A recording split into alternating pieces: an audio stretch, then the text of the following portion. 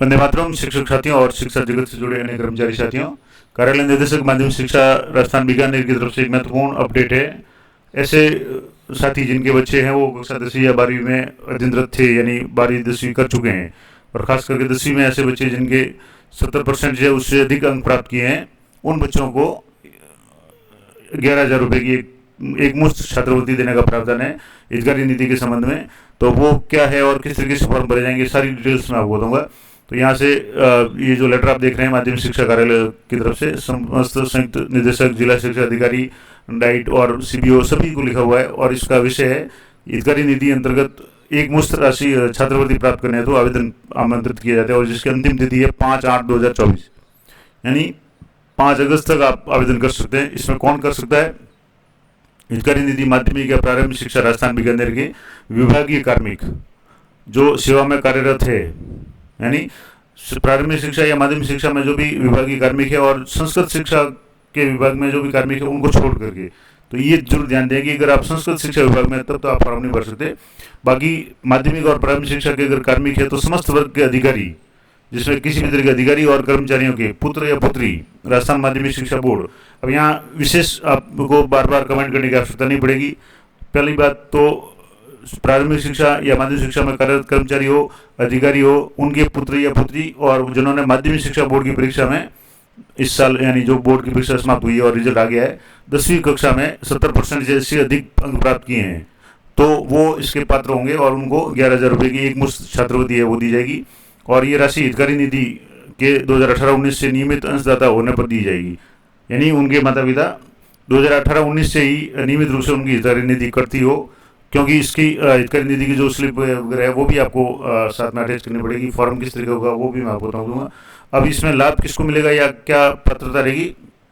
तो जिन्होंने 2024 में परीक्षा उत्तीर्ण की है, यानी अभी जैसे मई में इनका रिजल्ट 10वीं का जो रिजल्ट आया था, तो ऐसे बच्चे जो इस बार 11वीं में आए और 10वीं की परीक्षा 2024 में दी है, और उनके 70% से ज़्यादा अंक है, हालांकि मेरिट बनेगी तो जितने भी ज़्यादा अंक है वो जरूर भरें, और प्रार्थना पत्र भरते समय और संबंधित अधिकारी द्वारा अग्रेसित करवाते समय किन किन बातों का आपको ध्यान रखना है वो है। पहला तो है कि योजना अंतर्गत विभागीय शिक्षा विभागीय कार्मिक के पुत्र पुत्री, यानी शिक्षा विभाग चाहे प्रारंभिक हो या माध्यमिक का पुत्र पुत्री होना चाहिए, और 10वीं बोर्ड है वो 2024 में दी हुई होनी चाहिए और उत्तीर्ण की हुई होनी चाहिए।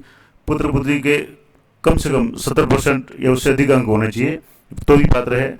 अब इसमें क्या होगा कि 950 यानी कुल 1,000 स्टूडेंट्स को छात्रवृत्ति दी जाएगी 10वीं में, जिसमें 950 छात्र छात्राएं तो 10वीं सेकेंडरी के होंगे, और 50 छात्र छात्राएं वरिष्ठ उपाध्याय संस्कृत के जो भी उत्तीर्ण होंगे उनको दी होगी, यानी दोनों तरह के बच्चे हैं। हालांकि जो कार्मिक है वो संस्कृत विभाग के, उनके बच्चे भाग नहीं ले सकते, लेकिन कोई बच्चा है और जिसने वरिष्ठ उपाध्याय या संस्कृत में अगर 10वीं की है, और वहाँ से 50 सेलेक्ट किए जाएंगे मेरिट के अनुसार, और बाकी 950 जो छात्र छात्राएं हैं वो सामान्य रूप से सेकेंडरी एग्जाम उत्तीर्ण हैं उनको सिलेक्ट किया जाएगा, और प्राप्तांक के आधार पे, यानी जितने आपके परसेंटेज बढ़ेंगे उसके आधार पे 10वीं के जो भी बच्चे होंगे उनकी मेरिट बनेगी, और टॉप 1,000 छात्र छात्राओं को ये छात्रवृत्ति दी जाएगी, जिसमें से 950 है वो सेकेंडरी उत्तीर्ण, और 50 छात्र छात्राएं वो संस्कृत वरिष्ठ उपाध्याय संस्कृत के उत्तीर्ण है उनको दी जाएगी।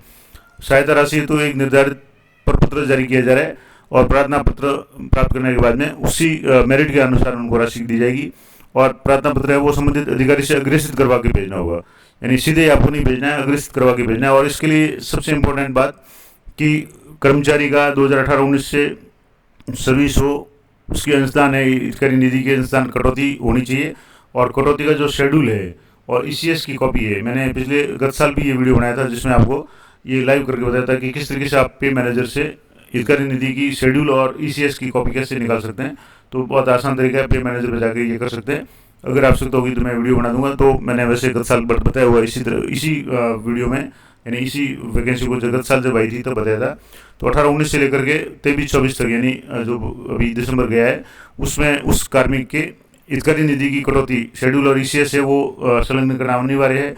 पीडीएड के मामले में जहाँ से वेतन आहरित हुआ है वहाँ से ECS या शेड्यूल प्राप्त करके उसको संलग्न करना है, और सहायता राशि मई 24 में आए परिणाम में उत्तीर्ण हुए बच्चों पर ही लागू होगी, यानी 2 साल पहले के या वो कम नहीं आएगा, सिर्फ इस साल यानी जो मई 24 में जिन्होंने 10वीं उत्तीर्ण की है और अच्छे परसेंटेज है वही फॉर्म भर पाएंगे। अधूरा प्रमाण पत्र अगर मान लो एप्लीकेशन है या बिना फॉरवर्ड किए हुए अग्रेसित अधिकारी से किए हुए अगर ऐसा कुछ है तो वो आपको फॉर्म है वो निरस्त कर दिया जाएगा। तो ये आप देख लें। इसके अलावा निर्धारित अवधि से पूर्व या पश्चात भिजवाए गए आवेदन है वो निरस्त कर दिए जाएंगे। उसके अलावा कार्मिक के पुत्र पुत्री माध्यमिक शिक्षा बोर्ड या अन्य स्रोतों से किसी प्रकार की छात्रवृत्ति प्राप्त की हो वो पात्र नहीं होगा। अगर पहले से ही कोई छात्रवृत्ति खास करके माध्यमिक शिक्षा बोर्ड या अन्य राजकीय स्रोत से मिल रही है तो भी पात्र नहीं होंगे, और स्वीकृत राशि कार्मिक के खाते में ईसीएस के जरिए जमा होगी। इसके लिए पत्र व्यवहार करने की आवश्यकता नहीं है। अकाउंट नंबर है वो आप डिटेल्स वगैरह अच्छी तरह से भर लें, और संस्था प्रदान और अग्रेषण करने वाले अधिकारी उक्त बिंदुओं के बारे में आश्वस्त होने पर उपरांत ही अनुशंसा करें, यानी सारी पात्रता हो तभी अनुशंसा करें। और जो भी फॉर्म है वो सचिव हितकारी निधि माध्यमिक शिक्षा के नाम से प्रेषित किया जाएगा। अब इसका फॉर्मेट क्या होगा तो मैं आपको बता दूं, यहाँ से फॉर्मेट होगा। हितकारी निधि शिक्षा विभाग के समस्त कर्मचारियों माध्यमिक प्रारंभिक के बच्चों के लिए माध्यमिक शिक्षा बोर्ड की सेकेंडरी या वरिष्ठ उपाध्याय में 70% से अधिक अंक प्राप्त करने पर एक मुश्त छात्रवृत्ति, कर्मचारी का नाम, कर्मचारी का पदस्थापन, कर्मचारी का स्थायी पता, मोबाइल नंबर, हितकारी निधि के जो शेड्यूल है ईसीएस और शेड्यूल ये आपको संलग्न करना है, कर्मचारी की एम्प्लॉय आईडी।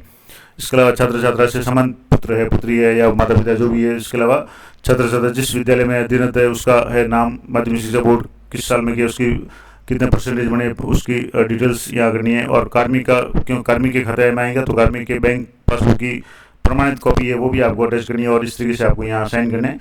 आपके मुख्यालय यानी सीबीओ से इसको प्रारंभिक शिक्षा मुख्यालय या सीबीओ से जो सभी आपके अधिकारी लागू होते हो उनसे ये प्रमाणित करवा करके फॉरवर्ड करवा करके उनके साइन करवा करके फिर ये आपको ये भेजना है। तो ये पूरी डिटेल थी। आशा करता हूँ आपके लिए उपयोगी रहेगी। और जो भी छात्र इस क्राइटेरिया में आते हैं वो कर्मचारी साथी अपने बच्चों के लिए ये फॉर्म जरूर भरवाएं, क्योंकि 1000 स्टूडेंट को 11,000 रुपये की छात्रवृत्ति है वो एक मुश्त मिलेगी। सिर्फ फॉर्म भरना है, बाकी कुछ नहीं करना है। तो ये थी महत्वपूर्ण जानकारी अच्छी उपयोगी लगे तो लाइक करें, शेयर करें अधिक से अधिक अपने साथियों को, ताकि और भी जो शिक्षक साथी है वो भी लाभान्वित हो सके। तो मिलते हैं नेक्स्ट वीडियो में, तब तक जय हिंद जय भारत।